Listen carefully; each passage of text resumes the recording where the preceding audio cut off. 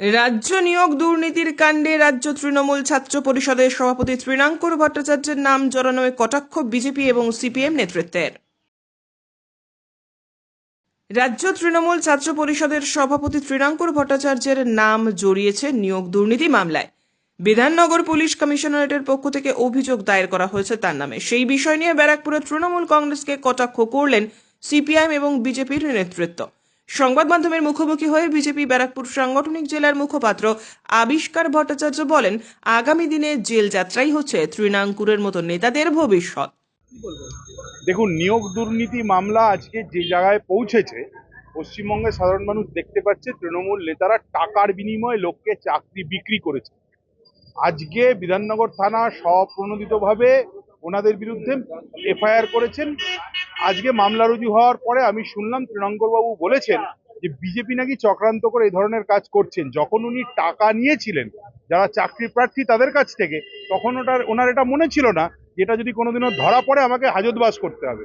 আজকে সেদিকেই ওনারা এগোচ্ছেন এবং এর পরিণতি ওনার জেল যাত্রা। একদম নিশ্চিন্তে থাকুন, এটা কোনো চক্রান্ত করার কারণ প্রয়োজন নেই। ওনারা অপরাধ করেছেন।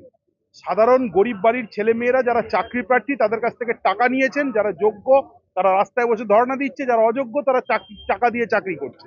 অতএব যে পাপ ওনারা করেছেন সেই পাপের কারণে জেল যাত্রা নিশ্চিত। অপরদিকে রাজ্যের শাসক দল তৃণমূল কংগ্রেসকে কটাক্ষ করে সিপিআইএম রাজ্য কমিটির সদস্য গার্গী চট্টোপাধ্যায় বলেন, এটা জানাই ছিল তৃণাঙ্কুর ভট্টাচার্য কেন, অনেক ভট্টাচার্য অনেক চ্যাটার্জি ভৌমিকের নামে ডায়েরি হবে, আজ না হোক কাল ওদের জেলে যেতেই হবে। জানাই ছিল তৃণাঙ্কুর ভট্টাচার্য কেন, আরো অনেক ভট্টাচার্য, আরো অনেক চ্যাটার্জি, আরো অনেক ভৌমিক সব নামে ডায়েরি টায়েরি হবে। বাকি আছে, তো শুরু হয়েছে।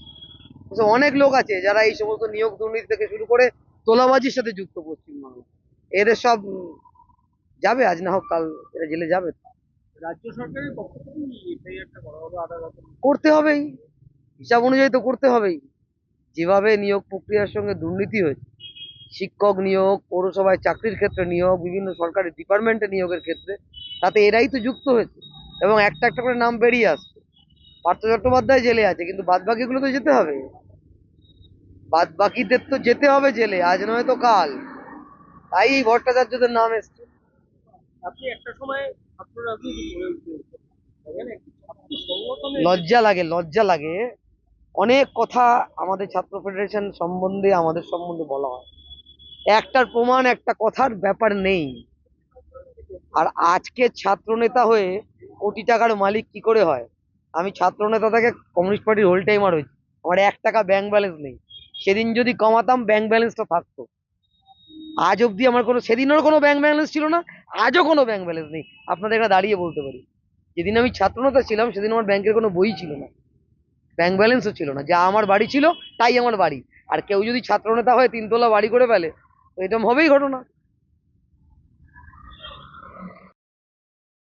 ব্যারাকপুর থেকে সৈকত গাঙ্গুলির প্রতিবেদন, চ্যানেল 24/7।